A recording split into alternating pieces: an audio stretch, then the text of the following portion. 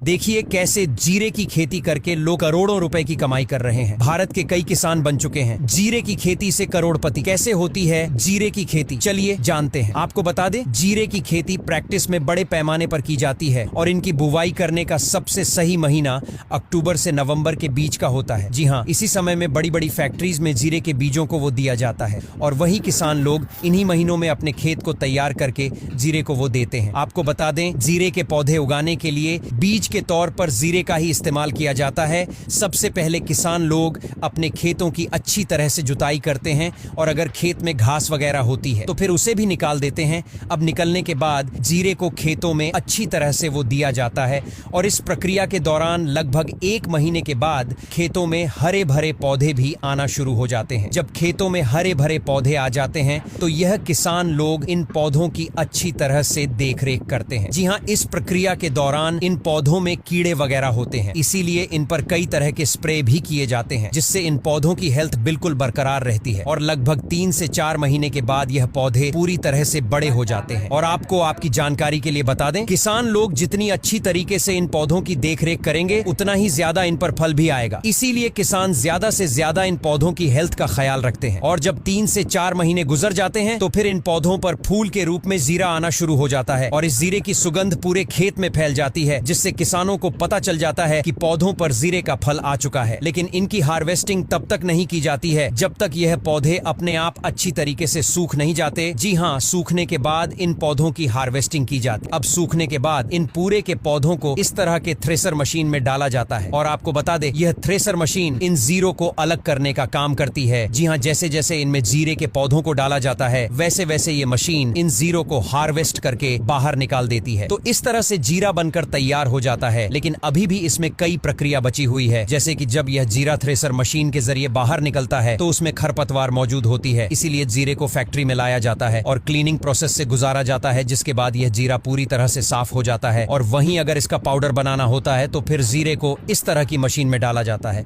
और यह मशीन इस जीरो को पीस कर पाउडर में बदल देती है। यहाँ तक वीडियो देख ली है तो फिर वीडियो को लाइक और शेयर करना बिल्कुल भी मत भूलना। धन्यवाद।